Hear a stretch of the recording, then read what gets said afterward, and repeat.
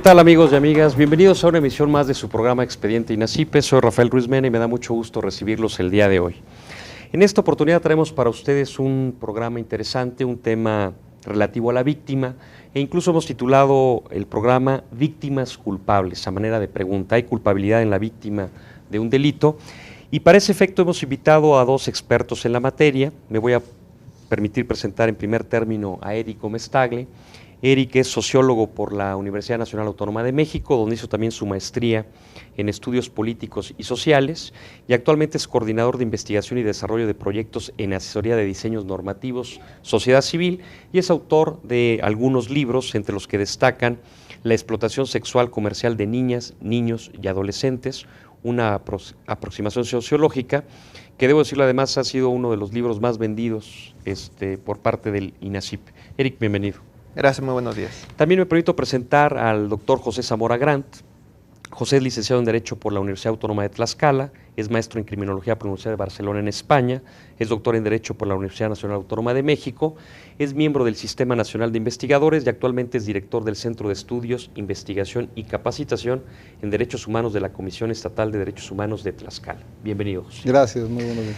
Bueno, yo quisiera abrir el programa haciendo una breve introducción, en el sentido de recordar, como lo hemos abordado en este programa en otras ocasiones, que el pasado 19 de junio entró en vigor, se publicó porque la entrada en vigor va a ser paulatina según el tema, la reforma en materia del sistema de justicia penal y seguridad pública, que implica 10 artículos constitucionales, que de suyo ya es algo muy relevante, pero que implica cerca de 100 modificaciones a distintos temas. Uno de los temas que toca la reforma son los derechos de la víctima, de cara a un sistema penal acusatorio.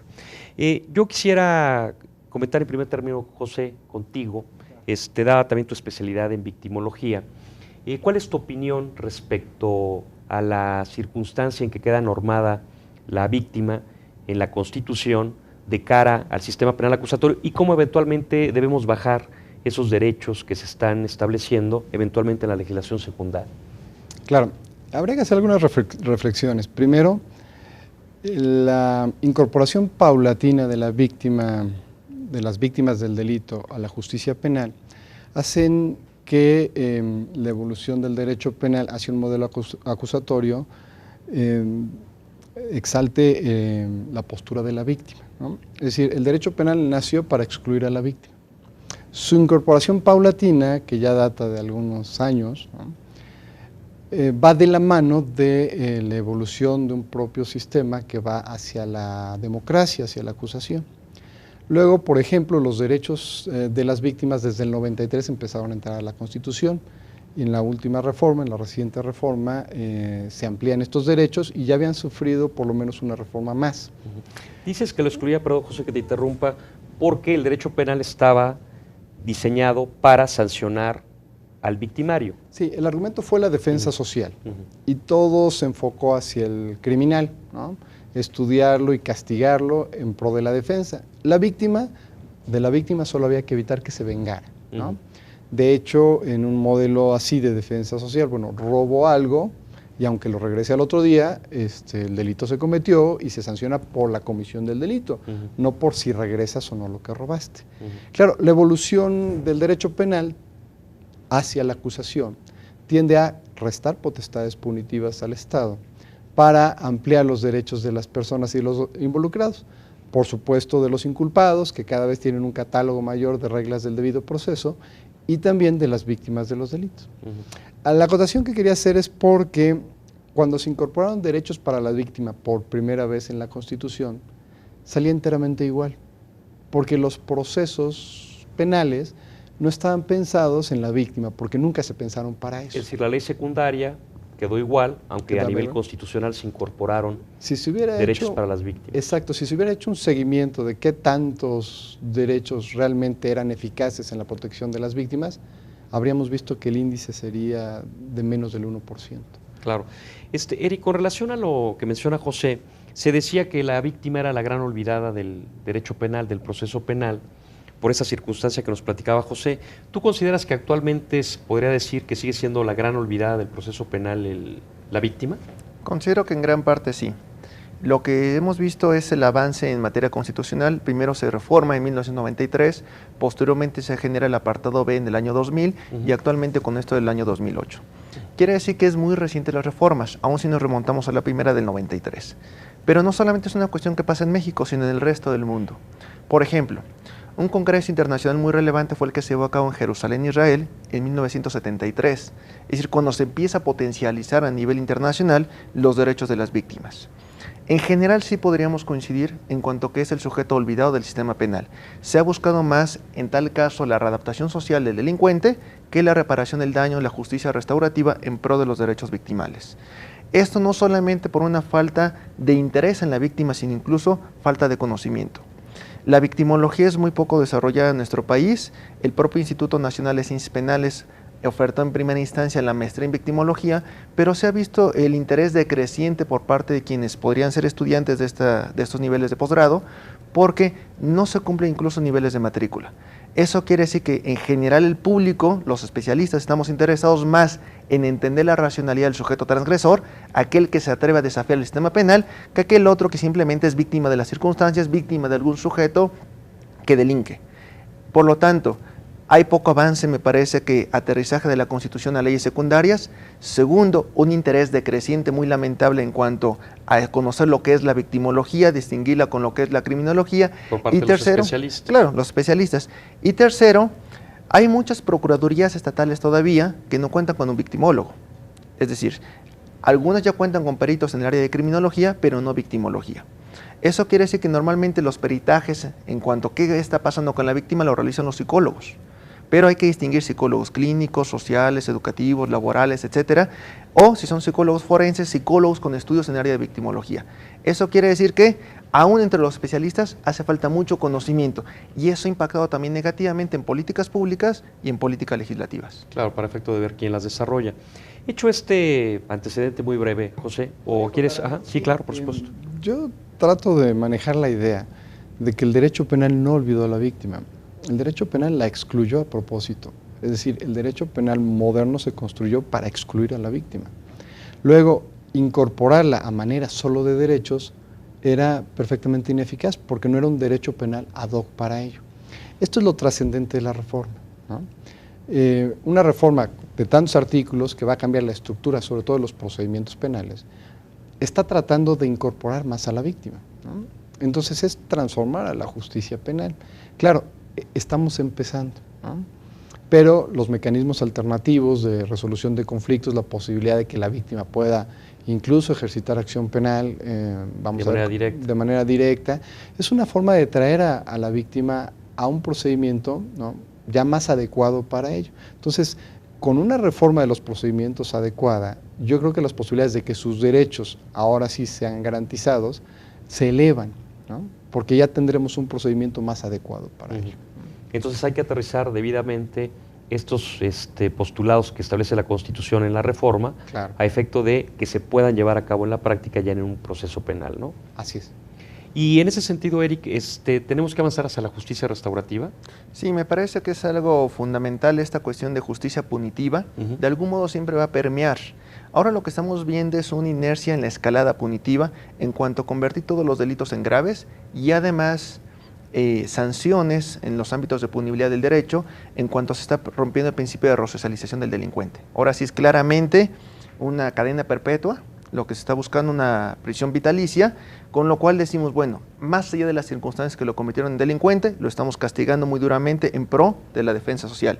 Y en cuanto a la víctima, va asumiendo un papel cada vez más paulatino, pero, insisto, a nivel social no ha permeado el discurso en pro de los derechos de las víctimas. Si uno se explica, por ejemplo, qué tantos han desarrollado en nuestro país estudios de conflictología, resolución alternativa de conflictos, en nuestro país es muy pobre, digamos. Colombia, por la cuestión de las guerrillas, lo ha desarrollado más ampliamente. En España, por lo del terrorismo, esto de conflictología ha permeado más nuestro discurso. En México no. Cuando tenemos algunas universidades que ofertan estudios para la paz, generan poco interés. En cambio, cuando buscamos nuevamente comprender la psicología del criminal, eso sí nos llama la atención. No se ha logrado, por lo tanto, una gran presión social en cuanto a los derechos de las víctimas. Se van incorporando paulatinamente en nuestra Constitución y eventualmente leyes secundarias porque hay compromisos internacionales en materia de derechos humanos. no solamente la Declaración Universal del 48, sino obviamente instrumentos más recientes, que ya nos hablan de justicia restaurativa, de la reparación del daño, de la necesidad de incorporar plenamente a la víctima. Ahora lo que ha pasado es que la victimología, que ha ido permeando poco a poco el derecho, en el sentido de decir, no solamente son demandas, son derechos, ha surgido una variante que es la victimodogmática. Es decir, ¿cuáles de esas demandas políticamente viables en pro de lo que la víctima considera justo pueden convertirse realmente en derechos y ante quién se exigen? Pero el ruido que ahí está surgiendo es la polémica de si así como se le exigen derechos en pro de la víctima, se le podrían exigir obligaciones. Y la primera de ellas sería que la víctima no se convierta en tal, es decir, que no hubiera víctimas culpables. Ok, ahorita abordamos ese tema que precisamente es el toral de la charla. Retomo lo que le comentaba a Eric, José, la justicia restaurativa. Es decir, ya están esos postulados de derechos de la víctima de cara a un sistema penal acusatorio, que en principio, si salen las cosas como se planean, pues es un cambio de 180 grados a la forma del proceso penal en nuestro país. Y entiendo que el avance hacia los derechos es la justicia restaurativa, ¿es correcto? Sí. Ahora, para efectos de nuestro público, José, ¿nos puede explicar rápidamente qué es justicia restaurativa para tener claro el concepto? El modelo de justicia penal, que hablo de la modernidad, de rasgos inquisitivos, priorizó la potestad punitiva del Estado, la represión bajo el argumento, ayudado por todo el positivismo criminológico de que los delincuentes nacían tales, ¿no? Y entonces no cabía readaptarlos, no cabía más que agarrarlos antes de que cometieran un delito o aniquilarlos para que no lo volvieran a hacer. Eso trajo la idea de penas graves, de penas severas, de detenciones arbitrarias por poca protección de los derechos humanos de los involucrados. ¿Para qué? Para arraigar la idea de la retribución. Retribución significa pago, que viene de la idea católica de expiar la culpa por la penitencia, ¿no? Entonces, cometiste un delito, la sanción es la retribución, es tu pago por lo que hiciste, ¿no? Y entonces, y esa es la llamada justicia retributiva, donde la víctima no tiene nada que hacer. Es decir, aquí lo que le interesa al Estado, el aparato del Estado, por lo que respecta a la materia penal, es castigar al delincuente. Castigar para que pague su culpa, ¿no? Pues, cometiste un pecado, te vas a hacer una penitencia y expías la culpa, ¿no? Y luego, pues como cuando nos conocimos, ya estamos a mano, ¿no? Pero claro, esa pena es tan grave que o te matan o te dejan en cadena perpetua, pues te aniquilan, ¿no? Bueno, la justicia restaurativa supone traer a la víctima a juego para priorizar, en lugar de la retribución, la restauración. Es decir, no importa tanto el castigo como la reparación. Por eso se llama justicia restaurativa, que llega a grado tal de que la víctima podrá tener en su mano, en la mayoría de los casos o en muchos de los casos, la posibilidad de decidir si el otro va a cárcel o no. Es decir, pues negociamos, me pagas mi daño y ya, o no quiero negociar y que te vas al proceso y que eventualmente te metan a la cárcel. Claro, pero esto siempre había sido potestad del Estado. Ya tenemos un ejemplo concreto. Chihuahua hizo una reforma a un modelo restaurativo importante que entró en vigor en el 2007. No son cifras oficiales, es una cifra que yo escuché decía la procuradora en un evento académico. La procuradora de Chihuahua dijo que hacia medio año de la reforma, es decir, entró en el 1 de enero del 2007 en algunos municipios de Chihuahua, hacia el medio año, hacia mediados del 2007. Lo comentó Patricia González, la procuradora de Chihuahua. Ella, la mitad de los delitos denunciados ya se habían reparado. ¿No? Es decir, se fueron a la negociación por justicia restaurativa. Que eso Chihuahua puso un catálogo muy amplio de delitos de los que se puede negociar. Y la víctima, dicen las encuestas de victimización, principalmente quiere que le resarzan el daño, ¿no? No quiere tanto venganza. Generalmente la víctima quiere venganza, es la que tiene el dinero y se va a gastar el doble para que castiguen al otro. Se pone un ejemplo sencillo, por ejemplo, el tránsito de vehículos, ¿no? Sí. Es decir, yo lo que quiero es que me pagues mi golpe, no me interesa verte en la cárcel. Claro. ¿No? Y de hecho, pues hay otra cifra, ¿no? El 33% de las personas que están en prisión están por montos menores a 5,000 pesos. ¿No? Entonces, todo ese tipo de delincuencia, de delitos, tiene que ir a la negociación para que el Estado le pueda trabajar a los delitos graves, donde no se puede negociar. ¿No? Y todos los demás son patrimoniales, que además es el gran rubro de los delitos, ¿no? Justicia restaurativa prioriza la restauración para la víctima en detrimento del castigo que pueda hacer el Estado. Claro, y eso es lo que nos comentabas, Eric, en lo que todavía no hay experiencia en nuestro país, que sí la ha habido ya en Colombia o que la ha habido en España, pero que hacia eso queremos avanzar, ¿no? Claro, ya llega un momento donde ya la víctima inicia una parte de proceso penal. Un poquito lo que yo comentaba de la experiencia de Colombia y de España es incluso una etapa previa que es resolución de conflictos.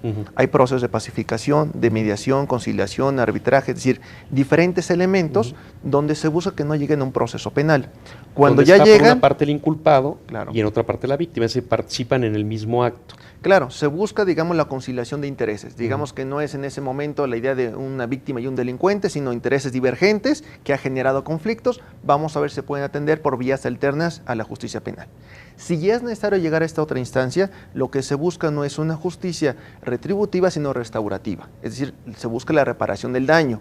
¿Qué es lo que está pasando finalmente con este sujeto? Cuando hablamos de resocialización, no es a través de la privación de la libertad y solamente penas pecuniarias, sino a través de que cobre conciencia de lo que ha realizado y que en tal caso se identifique con la víctima. Un problema de quienes son, por ejemplo, delincuentes seriales, es que en términos de psicología podrían generar una psicopatía en manera de insensibilidad, digamos. O sea, no se genera ningún tipo de empatía con la víctima. Y un poco la de la justicia restaurativa es que se repara el daño, pero no solamente porque se le obligue, sino que el mismo sujeto diga, cobré conciencia del perjuicio que ocasiona a la otra persona, y no solamente para minimizar las consecuencias que yo tengo, privación de mi libertad, mi castigo, sino además para minimizar el daño a la otra persona. Con lo cual se está buscando resocializar a los dos, no solamente al victimario, sino también a la víctima. Eso es. Bueno, estamos llegando a nuestro primer corte. Vamos a abordar un poquito de justicia restaurativa para ya entrar de lleno al tema de víctimas culpables. Son muy breves, regresamos.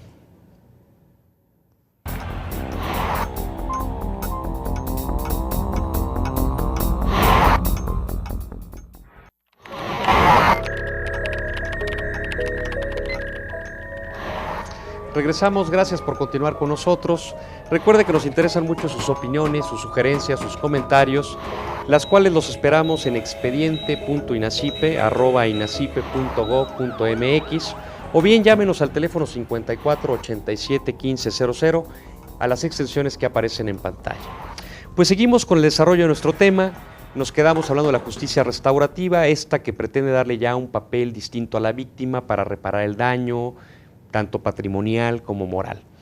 ¿Cómo podríamos, José, para tratar de acotar ya este tema, bajarlo a la legislación secundaria, a través de la mediación, de la conciliación? ¿Cómo es esto?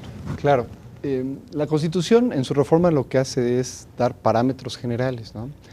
Uno, el riesgo es que las entidades federativas son autónomas. En tal caso no necesariamente tienen que legislar igual. Por eso ha habido una preocupación en cómo se homologan criterios para tener legislaciones más o menos homogéneas en este sentido. ¿Cuál es el tema para la justicia restaurativa? Hay que poner mecanismos de conciliación, ¿no? Arbitraje, mediación. Y esto tiene que ir a los códigos penales, procesales, de los estados, por supuesto, a las leyes orgánicas de los ministerios públicos. Lo que se hizo en Chihuahua, por ejemplo, es abrir toda un área para la mediación, ¿no? ¿Por qué? Porque se estaba calculando cómo sucede que más del 50% de los delitos podrían ir a ese tipo de áreas, ¿no? Entonces se creó toda una infraestructura, por supuesto estructurada en el presupuesto de la ley, donde se ponen varios mecanismos de conciliación, en los que nada más víctima y victimario se arreglan, o en los que tienen un facilitador que les ayude y demás, ¿no? La idea también es ahí excluir un poco a los abogados, ¿no? Que en el litigio a veces complican más ese mal necesario de los abogados. Sí, complican más el problema de lo que se pretende resolver, ¿no? Entonces, por eso en principio es fácil entender que esto va en principio a los delitos patrimoniales. Es decir, a mí me interesa que me arregles el problema y no me interesa meterte a la cárcel y lo solucionamos. Exacto. Todos los delitos culposos, ¿no? O sea, donde no hay intención, y esto sí, aunque sea un homicidio, por ejemplo, ¿no? Que de por sí en la otra fórmula pues tenías el derecho de la fianza, pero te procesaban y demás, ¿no? Esto puede quedar en conciliación y hacen un amplio catálogo de delitos. Pero, por ejemplo, ¿cómo se podría conciliar si es la figura un homicidio culposo? Digo, y comentándolo a nuestro público, porque el homicidio culposo, pensemos por tránsito de vehículos, una persona que sin quererlo atropella a otra, le da muerte, entonces finalmente para el derecho es un homicidio culposo, es decir, se dio muerte a una persona aunque no se haya tenido la intención. Por ejemplo, ¿ahí en qué considera la mediación o la conciliación o la justicia restaurativa? Tiene que ver en cuestiones principalmente de reparación del daño. Decía hace rato, lo que la víctima quiere principalmente es la reparación del daño. Por ejemplo, aquí sería una indemnización, por ejemplo. Una indemnización, claro, como es negociación, pues esto puede tener variantes, ¿no? La Ley Federal del Trabajo marca algunos referentes para decir, bueno, pues cuánto te debo por la persona que murió, ¿no? Porque hay víctimas secundarias, los familiares, los hijos, ¿no? Ahora, esto puede generar problemas en la conciliación cuando se habla no solo de daños, sino de perjuicios, ¿no? Es decir, bueno, pues se murió el padre de familia, los ya hijos no se van a poder dependen generar de ellos. Este tipo recursos. de perjuicios, pues no solo van en el pago de una indemnización que tiene que ver con los gastos funerarios y demás, sino los perjuicios que se generan con la gente que deja desprotegida, que son víctimas también, víctimas en nivel secundario. Y digamos, de aquí la razón de la negociación es que estamos en un supuesto, para el caso del ejemplo que pusimos, que no estamos frente a un delincuente, sino que estamos ante un ciudadano ordinario que se ve en una circunstancia extraordinaria de darle muerte a una persona en las circunstancias que platicamos. Entonces se tratará de reparar ese daño. Claro. Generalmente pensamos siempre, porque además es el discurso que se maneja y los medios de comunicación ayudan a eso, que el delincuente es el que premedita, ¿no? Y que con alevosía y ventaja va y comete un delito con todas las intenciones, ¿no? En realidad, la mayor parte de los delitos a veces se llega circunstancialmente a ellos, ¿no? Obedecen a otro tipo de inercias, no necesariamente del que está organizado con criminalidad, al que por supuesto en una decisión legislativa, pues en la reforma se dejan las prácticas severas, ¿no? Es decir, para criminalidad organizada sí hay que meter mano dura, así lo previó el legislador, pero en todo lo demás, ¿no? En todos los delitos patrimoniales, ¿no? ¿Eso puede hacer más atractivo al delito? Sí, y este es un gran debate en el tema, ¿no? Es decir, bueno, pues yo calculo, cometo un delito en el que pueda negociar, total, si me agarran, negocio, ¿no? Ese es una de las grandes críticas, ¿no? La otra gran crítica, que es un tema a debatir muy interesante, espero no salirme del tema, es que por supuesto va a aumentar la confianza en el sistema. Y dices, bueno, ¿esto es bueno? Sí, para las víctimas, para todos, ¿no? ¿Por qué? Porque vamos y denunciamos. Pero si tomamos en cuenta que el 80% de los delitos no se denuncian, cuando aumente la confianza en el sistema van a aumentar las denuncias. Y para efectos de las instancias públicas... Hay que tener más capacidad instalada. Esa es una. La otra, pierden legitimación, ¿no? Porque sube el número de denuncias. Y su referente de los delitos cometidos no es más que el número de denuncias. Y lo que se estará abatiendo es la cifra negra, ¿no? O sea, se podrá beneficiar a más víctimas. Pero si esto no se aclara, la gente está diciendo, bueno, pues ya cambiamos a un modelo restaurativo y ahora ya hay más delitos. Y aparte, ¿no? Por supuesto, tiene su connotación política, ¿no? En el manejo de las cifras de la criminalidad. Exactamente. Termino ese tema, José, ahorita que ponías tú el caso de la negociación. El delincuente sabe que eventualmente podría negociar y zafarse del problema. Claro. Fíjate que entiendo que eso es lo que pasó en El Salvador. Parece ser que un esquema exitoso en materia de mediación y conciliación es el que señalaba Erika en Colombia. El Salvador, que implementó un sistema acusatorio, que el nuestro toma experiencia de esa propia legislación, pero más bien Colombia y Chile, y resulta que de pronto ya tenían a varias personas que precisamente en su carácter de inculpados ya habían intervenido en varias negociaciones, claro, porque ya sabían, digamos, el caminito. Pero no solamente eso, sino creo que descubrieron que en algunos casos había hasta intimidación previa a la conciliación por parte del inculpado. Entonces creo que a lo mejor eso se podría manejar, porque creo que lo señalas muy acertadamente como un problema que se puede presentar, en el sentido de que, así como primodelincuentes, no sé si aquí sería la denominación correcta, pero es decir, cuando tú te ves en esa circunstancia y llegaste a mediación, a conciliación, se vale. Pero si ya es una segunda vez, ya no puedes. Porque se empezó a detectar que de alguna manera ya ciertos delincuentes hacían eso de manera habitual, amenazaban a la víctima previo a la conciliación y se libraban del problema, ¿no? Entonces digo, hay que estar muy atentos a la ley secundaria. Y te preguntaba lo del homicidio culposo, si es conciliable, José, porque quería llegar yo al tema y comentártelo, Eric. ¿Qué hay de la justicia restaurativa, por ejemplo, para el caso de un homicidio doloso? Es decir, Para nuestro público, el homicidio doloso es aquel donde efectivamente el presunto delincuente planeó, por ejemplo, privar de la vida a otra persona. Así lo planeó y finalmente obtuvo el resultado. En este caso, ¿ha lugar a la justicia restaurativa? Digamos, evidentemente es en primera instancia imposible reparar el daño en cuanto a la víctima directa. Tenemos víctimas indirectas o secundarias. Cuando hablamos entonces de esta persona que ya falleció, ¿qué se hace en primera instancia? Bueno, los pagos de gastos funerarios. Lo segundo que se puede auxiliar es la manutención o el apoyo económico para la familia, alguna beca educativa, algún sustento en general. Hay que ver hasta qué punto el propio inculpado puede hacerse responsable de este tipo de situaciones. Y dos, que diga la persona, híjole, sí lo quise hacer incluso, me arrepiento o no me arrepiento, pero no tengo ningún interés a lo mejor en la reparación del daño de la otra persona. Tienen que entrar a instancias estatales a decir, híjole, aquí este era el sustento económico de la familia, pierde la vida, además por un sujeto que actúa de manera dolosa, y se niega en cualquier momento la reparación del daño porque dice mi pena ya es muy elevada, no tengo la posibilidad de salir en libertad, ¿para qué lo voy a hacer? Pero aquí la justicia restaurativa sería en el supuesto también de indemnizar en la medida de lo posible, precisamente por los daños y los perjuicios que comentaba José, pero por supuesto nunca negociando la pena corporal. Claro, aquí en homicidio doloso siempre se quedará con la pena de cárcel, pero eventualmente se le impondrá pago de indemnización, gastos funerarios, etcétera. Aquí lo que se ha buscado incluso en cuestiones dolosas, no solamente especificando en homicidios, sino en general, bueno, para facilitar la cuestión de la justicia penal, desde un reconocimiento por parte del victimario de lo que ha realizado, que se agilice el proceso, digamos. Dos, que esté dispuesto a la reparación del daño en la medida de lo posible. Tres, porque eventualmente eso va a incidir en sí se le va a privar de su libertad, pero quizás dentro de algún tiempo pueda salir con una libertad anticipada. Es decir, cómo se va a comportar, trabajó, apoyó a la víctima, hizo un fondo de ahorro, etcétera. Puede que en primera instancia no es que se va a negociar su libertad o no, se va a pagar una condena, digamos, pero eventualmente cuando se hagan los siguientes dictámenes criminológicos, los exámenes jurídicos para ver si puede tener una libertad anticipada, eso podría facilitarle.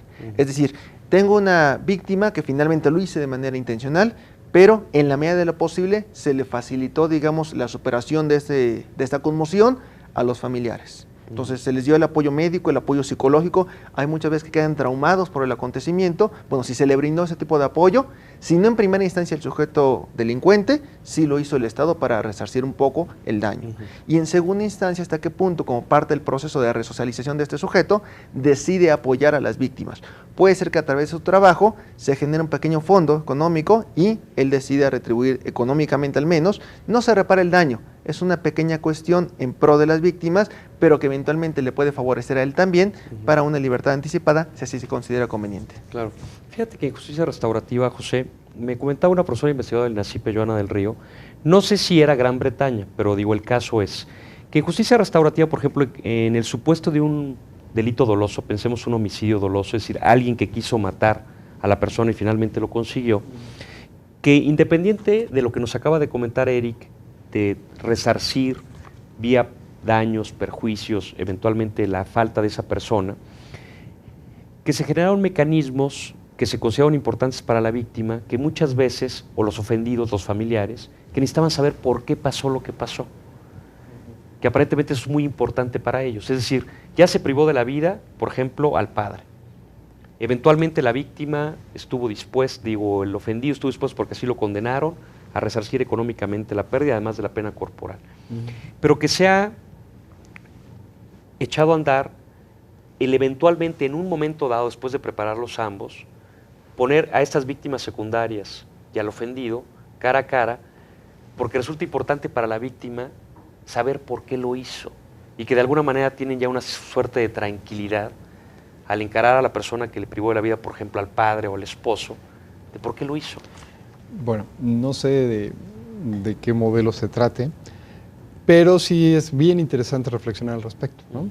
Primero, en una justicia restaurativa hay delitos que no se negocian, ¿no? Un homicidio doloso no se puede negociar. Exactamente, es lo que estamos hablando. Se queda en la cárcel con independencia de cómo podemos compensar a la víctima. Pero claro, la reparación del daño persiste, porque es un derecho, ¿no? Es decir, independientemente de que va a haber sanción, hay que reparar. Eso está hasta la fecha, ¿no? Es decir, hasta antes de la reforma era igual.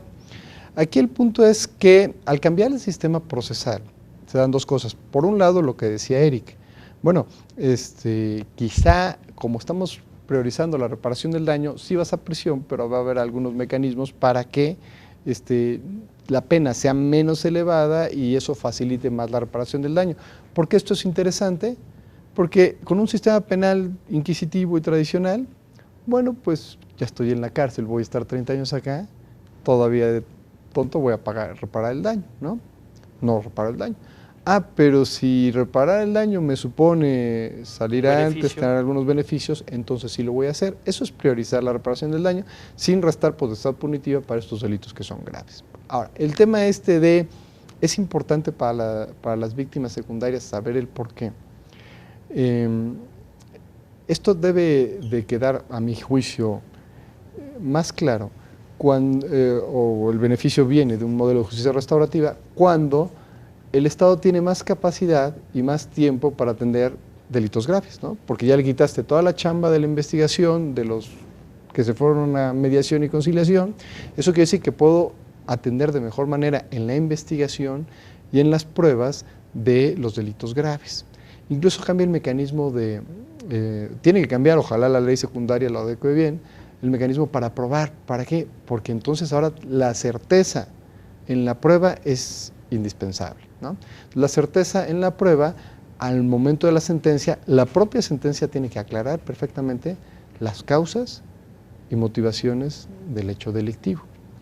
Y lo de poner frente a las víctimas secundarias el inculpado, no creo, puede ser en algún modelo, a mí no me gusta que sea una buena idea cuando desde la perspectiva victimológica e incluso de las reformas a la justicia. Trabajan psicológicamente a ambos previamente, tal, y ya es un encuentro que ya ha madurado, ¿no? Pero es como una especie de careo, y quiero terminar, es una especie de careo, y precisamente la reforma ahora lo que está haciendo es evitar que haya careos con testigos, familiares o víctimas directas de este tipo de delitos. Porque creo que esto ya es con independencia de la sanción. O sea, ya hubo sanción, ya hubo reparación del daño, pero se crean los mecanismos para que me platiques qué pasó, por qué lo hiciste. De hecho, te iba a comentar, en el caso de homicidios y desapariciones de mujeres en Ciudad Juárez, hubo demanda de algunos familiares en el sentido en que se reconociera por parte de las autoridades en cuanto a que la persona que falleció era víctima. ¿Esto por qué? Porque en primera instancia se manejó la idea de, bueno, qué tipo de vida llevaban, por qué se tardaron en la denuncia, y si se habrá escapado con el novio, es decir, varias posibilidades, y lo que las familias exigían es reconozca que fue una víctima. En ese sentido, lo que se busca en algunos casos es que cuando se encontró culpabilidad de los victimarios, dijeran sí, abusé de ella, se cometió el homicidio, etcétera, y que explicaran un poco las razones. No era a lo mejor una cuestión de careo, es decir, explicárselo directamente, sí, pero que ante la opinión pública... O sea, reconoce lo que hiciste y dime por qué lo hiciste. Claro, es una cuestión de apoyo, digamos, para los familiares, y eso exigían. Quiero saber incluso que mi familiar finalmente fue víctima de algo. ¿Por qué? Es una cuestión psicológica de apoyo, pero a lo mejor no entra directamente en la etapa de un proceso, digamos, o una obligación que tengan, sino es una cuestión de manejo de psicología social en cuanto a tranquilizar a las víctimas. Cuando la persona sabe que le privaron a alguien de su libertad y finalmente lo asesinaron, digamos, es irremediable la situación, pero empieza a poder sobrellevarla. En cambio, cuando queda la incertidumbre, la zozobra o el cuestionamiento social de qué pasó, qué grado de participación tuvo esa víctima, o se fue con el novio, sí la victimizaron, ella lo provocó, se drogaba, o sea, todas las circunstancias le genera zozobra a la persona, a los familiares.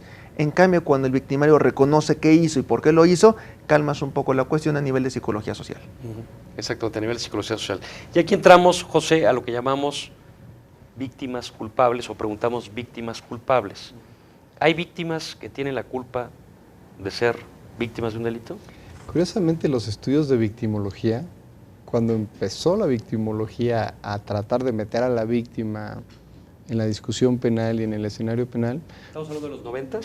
No, 70 y tantos que menciona Eric con el Congreso de Jerusalén. Igual antes, estamos hablando de mediados del siglo pasado. Ok, y se fue madurando poco a poco. Venía con la influencia del positivismo que también había influenciado todo este argumento de la defensa social. Entonces, la preocupación era, la víctima es importante en el escenario penal y puede o pudo haber tenido cierto grado de responsabilidad, ¿no? O sea, curiosamente el argumento no fue por sus derechos, sino por sus probables responsabilidades. Al ponerse en una situación vulnerable. Al ponerse en una situación vulnerable. Bueno, precisamente a esto, José, si me permites, vamos a regresar. Tenemos que hacer un corte, es muy breve, y regresamos.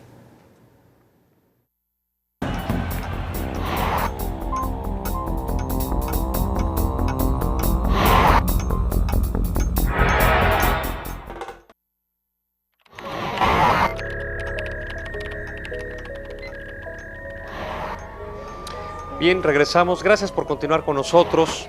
Les recuerdo que nos interesan sus opiniones, comentarios, sugerencias, las cuales esperamos en expediente.inacipe@inacipe.gov.mx o llámenos al 54 87 1500 a las extensiones que aparecen ahora en su pantalla.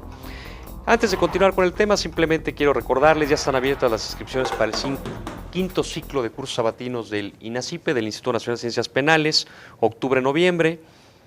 Visítanos a la página web, seguramente encontrará algo de su interés. Y también comentarle, para que lo pueda verificar en nuestra página web, se llevará a cabo un congreso en coordinación con el gobierno del estado de Guanajuato, precisamente sobre la reforma procesal penal en materia constitucional, los días 22, 23 y 24 de septiembre, donde se abordarán temas muy en específico sobre nuevas figuras y cómo se van a implementar ya en la ley secundaria. Estamos a órdenes para cualquier duda en los teléfonos que ya conoce usted. José, nos quedamos con la víctima propiciatoria, víctima culpable, con esta teoría que comentabas de Mendelssohn, de que la víctima tiene en algún momento cierta culpabilidad de ser víctima. Sí, así decía, iniciaron los estudios de la victimología. Luego se centraron los esfuerzos en desarrollar sus derechos.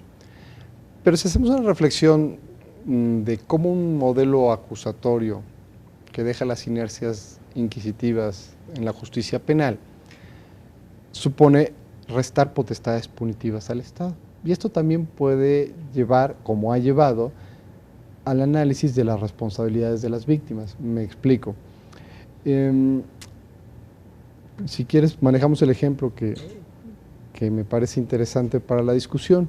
Si una persona va respetando en su vehículo los parámetros del reglamento de tránsito, ¿no?, y atropella a una persona sin la posibilidad de que se le pueda reprochar que lo atropelló, en un sistema más inquisitivo el Estado va a castigar a nivel de culpa, o sea, sin intención, pero con culpa. En un modelo más acusatorio, más democrático, esta persona, el conductor no tendrá responsabilidad alguna, porque él iba cumpliendo la norma de tránsito. Entonces, no puede haber reproche de lo que hizo, ¿no? Esto sucede porque entonces el Estado ya no tiene la potestad punitiva de sancionar a quien, cuando no le puede reprochar nada, comete un acto que es delito, ¿no? Entonces, esto sucedió cuando se dejó de hablar a nivel de culpabilidad de intención o no intención, es decir, de dolo o culpa, se subió en otro argumento del análisis del tipo penal concreto y la culpabilidad se dejó para analizar el juicio de reproche, ¿no? Es restarle potestad punitiva al Estado. Cuando eso se hace, se analiza si le puedes imputar objetivamente el resultado al sujeto activo. Es decir, ¿le puedes reclamar algo? No, pues yo iba manejando con los límites de velocidad. ¿Le puedes reclamar que lo vio y no dio el volantazo? No, porque se lo encontró en una curva. Y además hay un puente peatonal y entonces, en principio, nadie tendría que estar parado ahí, ¿no?, atravesando la calle. Entonces, como no le puedo reprochar nada. No le puedo reprochar nada al conductor. Entonces el Estado no tiene por qué sancionar. Cuando eso se hace, la evaluación es que la víctima violó un deber de cuidado, es decir, tuvo que haber subido por el puente peatonal y sin embargo se cruzó generando un riesgo que no le estaba permitido generar, ¿no? Eso ha sido llevado en los sistemas más inquisitivos. Ahí hay una víctima culpable y si tenemos ya modelos legislativos de legislación penal en este país que tienen el presupuesto, ¿no? Yo me acuerdo del caso de Aguascalientes, donde analizamos una sentencia donde efectivamente el juez absolvió porque no encontró cómo encuadrar el juicio de reproche. Y en este caso, por ejemplo, el conductor, y lo comentábamos en el corte, ¿es también víctima? Porque yo voy en mi auto y para efectos del caso que pusiste, respeto todos los señalamientos, voy a la velocidad permitida, etcétera. Y de pronto se me atraviesa un sujeto al cual atropello, vamos a suponer que pierde la vida, pero eso me genera, aunque puede parecer muy crudo, pero vaya, me genera un daño patrimonial en mi vehículo y eventualmente, como señala Eric, del susto hasta diabético me vuelvo. ¿Soy víctima también? Sí. y podría demandar una indemnización a los familiares del occiso que atropellé. Si el sistema jurídico lo permite, sí. Eventualmente puede ser así. Sí, claro. Ahora, Eric, otra parte de esto que eventualmente tiene que ver con la creación de esta tipología de víctima culpable fue pensada por lo que respecta a delitos sexuales, ¿no? Si la víctima es culpable, es propiciatoria, y también tiene que ver, por ejemplo, con un mensaje del episcopado, ¿no? No se vistan así para no llamar la atención, no ser víctimas de delito. ¿Qué hay de este asunto en esta materia de Claro, delitos? hay que distinguir lo que son estrategias de prevención victimal, que es una parte que se encarga incluso la Secretaría de Seguridad Pública, en dar mensajes a la ciudadanía como para minimizar las posibilidades de ser víctima de algo. Es decir, te doy medidas de prevención Claro. para que no seas tan fácil víctima. Si vas a sacar el dinero de un cajero, no lo vayas contando en ese momento, no vayas alejado en lugares peligrosos, poco transitados. Son medidas de prevención victimal. Son medidas de cuidado, digamos. Ahora bien, si alguien por un descuido o dice, no creo en esas medidas, decide ir contando mi dinero y en ese momento me roban, no le voy a decir, oye, pero eres una víctima culpable, ¿cómo se te ocurre ir contando el dinero? Porque ahí el supuesto es, bueno, a lo mejor hubo una suerte de imprudencia. Sin embargo, no lo puedo culpar de que haya sido objeto de robo. Sí, pues si no es doble víctima, ¿no? Primero Claro. el delincuente, después decir, bueno, pues que tuviste la culpa. Claro, aquí vamos a ir distinguiendo varios ejemplos. En el caso, nada más retomo un momento, de este vehículo que finalmente es el medio por el cual se priva de la vida a otra persona, podemos llegar a otro extremo. No solamente es una víctima culposa, una víctima culpable, digamos quien se atreve eso, sino incluso podemos hablar de una víctima dolosa, que esa sea un suicida. Ujú. Él aprovechó el momento, el medio fue el automotor de otra persona y él simplemente se atravesó. No se quiso privar de la vida de otro Ok, o sea, mecanismo y víctima es una víctima dolosa. dolosa. Ujú. Claro, eso fue el medio de victimización. Habría otro supuesto, una víctima propensa. Por ejemplo, yo soy el encargado de pagar la quincena en mi empresa y todos los viernes voy a sacar dinero del banco y me traslado en mi vehículo. Yo no quiero que me roben. Es más, tengo todas las medidas de seguridad necesarias. Sin embargo, soy propenso porque todos los viernes voy a sacar dinero y es probable que la gente poco a poco se vaya enterando de esa actividad. Soy propenso, pero no soy culpable. En el caso de los delitos sexuales, normalmente se quiere revertir la culpa a las víctimas, con lo cual se sobrevictimiza evidentemente. ¿Qué pasa cuando dicen, oye, ¿cómo venías vestida? ¿Gritaste? ¿Trataste de escapar? ¿Qué es lo que está pasando? Desconocen completamente las respuestas victimales. Alguien me dice, oye, ¿estás más grande que el agresor? Sí, pero a lo mejor una estrategia de supervivencia fue, me quedo quieta. Incluso la víctima puede cooperar como una estrategia de supervivencia. Entonces, a veces lo que pasa es se le culpa, decir, oye, no escapaste, no te defendiste, no solicitaste ayuda. No, en ese momento su estrategia fue, si me inmovilizo, tengo más probabilidades de sobrevivir o de minimizar el daño. Que de hecho es incluso hasta una recomendación, ¿no?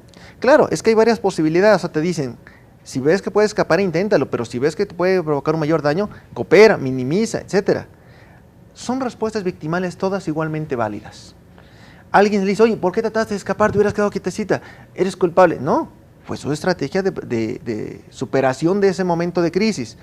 En el caso de los delitos sexuales, se suele estigmatizar a las víctimas, decir, bueno, ¿cómo ibas vestida? ¿A qué hora? ¿Sola? ¿Alcoholizada? Híjole. Se reúnen muchos elementos para depositar la culpa en la persona.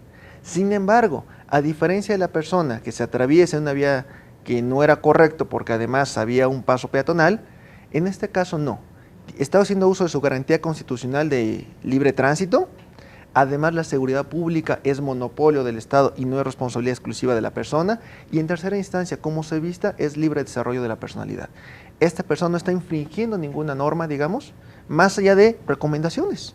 Oye, no hagas esto, pero a nivel de recomendaciones. Si de todos modos yo te recomiendo no usar ese tipo de ropa o pasar en ese lugar, decides hacerlo, no tengo que reprocharte absolutamente nada. Claro, o sea, en ningún momento, en un caso del que pones, y hay que dejarlo muy claro, podemos decir que la víctima es culpable. Nunca. Tal vez se puede decir ya a un nivel de charla, oye, si no hubieras hecho esto, esto y esto, probablemente no hubieras sido víctima. Pero Claro. por supuesto no te puedo responsabilizar de haber sido víctima de Y además, alguien me decía en alguna ocasión, bueno, cambiamos la forma de vestir o comportarnos o no ir alcoholizados. Bueno, cuando uno habla de delincuentes sexuales, algunos tienen fijaciones con algún perfil victimal en específico.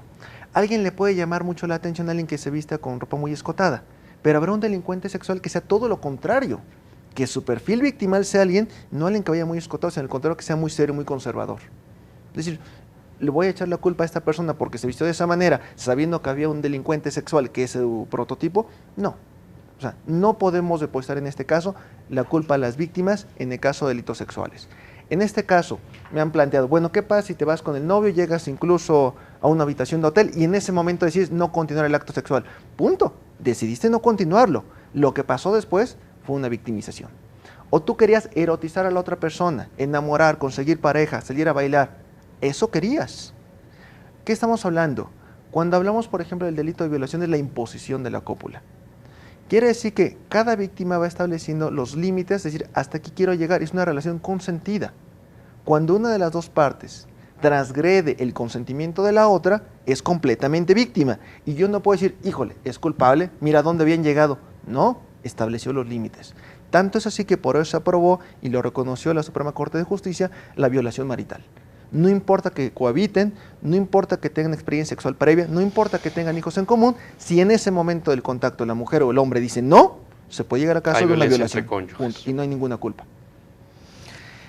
¿Cómo regular esto, José? Porque es un tema interesante, ¿no? Creo que en el caso que plantea Eric, creo que podemos concluir que tiene una gran lógica, más allá de los sustentos dogmáticos, en el sentido de que, bueno, una mujer que se vista de alguna manera, y digo mujer porque normalmente son ellas las que son víctimas de abusos sexuales con mucho mayor frecuencia que un hombre, pues no se le puede culpar por vestirse de una u otra manera, o por haber optado por un camino, o por haber tomado alguna bebida. Pero por otro lado, el ejemplo que tú pones también es muy interesante. Ahí a lo mejor podemos concluir, es que sí tiene culpa la víctima, e incluso a lo mejor hasta el victimario es víctima también.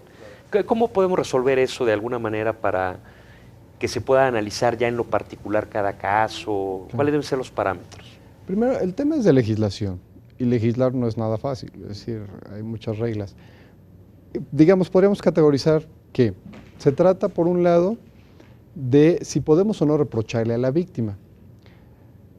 Y habría que distinguir entre esos mecanismos de autodefensa que puede generar sin la obligación de hacerlo, y aquellos que debe de hacer, ¿no?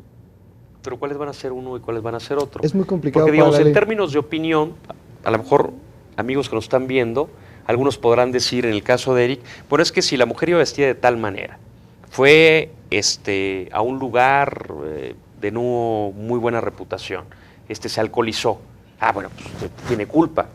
Digo, lo puede decir alguien. Sí. Pero entonces, ¿cómo determinamos cuándo hay responsabilidad o no? Esto es lo que te digo, es muy complejo. Más que decirte cómo, por eso trato de hacer esta diferenciación, ¿no? El juez va a interpretar si la víctima generó un riesgo innecesario por imprudencia que no debía haber generado, ¿no? Cuando esto se legisla porque en la teoría del delito se saca el causalismo, ¿no? Y se cambia el modelo de culpabilidad. Vamos a hacer una referencia. En España sucedió, ¿no? Cuando empezaron en los 70s por ahí a tratar de meter la responsabilidad de la víctima, hubo una sentencia de las que yo ubiqué investigando en Gerona, ¿no? Que un juez absuelve al jefe de su secretaria, de una secretaria, ¿no? La secretaria la violó el jefe, pero absuelve al jefe porque el argumento es la secretaria iba vistiendo siempre de manera muy provocativa, ¿no? O sea, a este absurdo llegamos, que es lo que dice Eric. Pero luego, ya en legislación más reciente, hay estudios ya de fines de década pasada, cuando por supuesto este modelo ya estaba en la ley penal española, donde muestran casos donde en las mismas circunstancias los jueces sentencian diferente. Es decir, con la misma ley, casos muy similares, un juez dice, aquí no hay responsabilidad de la víctima, y otros dicen, aquí sí hay, ¿no? O sea, es tan difícil legislarlo, y todavía además queda a la interpretación de esa legislación del juez, que mostraban a manera de crítica esa ambivalencia, ¿no? En estos casos sí y en estos casos no. ¿Cuál es la diferencia? Parece lo mismo. Lo que cambió fue el criterio del juez, ¿no? Entonces, por supuesto que eso hace más complejo la aplicación de la norma. Claro, si eso lo metemos en un modelo todavía de justicia inquisitiva, va a estar peor, porque no tenemos mecanismos muy depurados de prueba y demás, entonces se corre más el riesgo del arbitrio del juez. Por eso es importantísimo que la reforma sea para todos los ámbitos, ¿no? Claro, y ahora en el ánimo de un sistema acusatorio. ¿Cómo resolverlo, Eric? Porque a mí se me antoja que lo que dice José tiene una lógica muy clara. No podemos particularizar, concretizar cada caso y cada supuesto. Entonces, ¿en quién va a recaer la responsabilidad? En el juzgador. Y efectivamente puede haber la resolución A y la resolución B a casos prácticamente idénticos, y luego, para hablar de un sistema como el nuestro, bueno, pues por eso la Corte interpreta, claro, si hay jurisprudencia y son contradictorias la resuelve, etcétera. ¿Ese debe ser el camino, Eric? Claro, yo creo que hay que distinguir. Se habla, por ejemplo, de generación de un riesgo innecesario. Bueno, hay que distinguir que hay actividades con riesgos necesarios. Si yo soy un automovilista de Fórmula 1, es una situación de riesgo, pero es un riesgo necesario. Ahora bien, si yo conduzco ese vehículo, un auto de carreras alcoholizado, genera un riesgo innecesario. Entonces ahí se puede generar un reproche.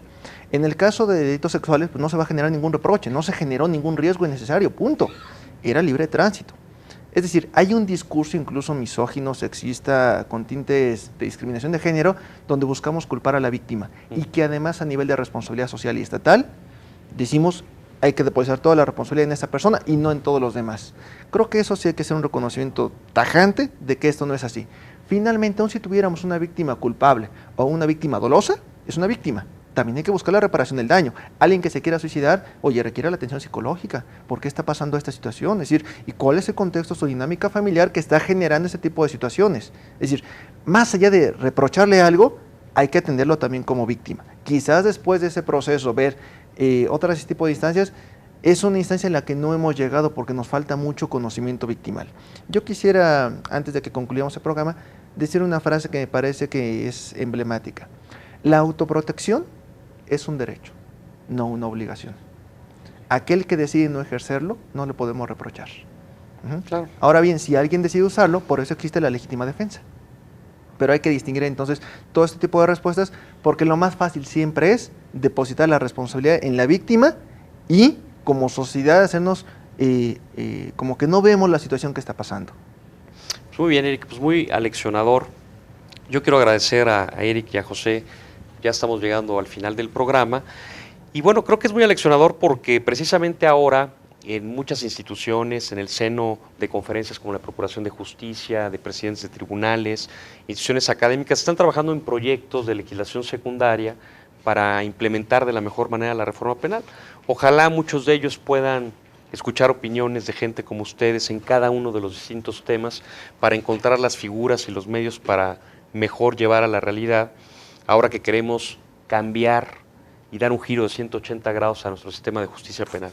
Eric Gómez Tagle, José Zamora Grant, muchas gracias por su presencia y gracias a ustedes por acompañarnos. Los espero aquí el próximo lunes a las 7 de la noche.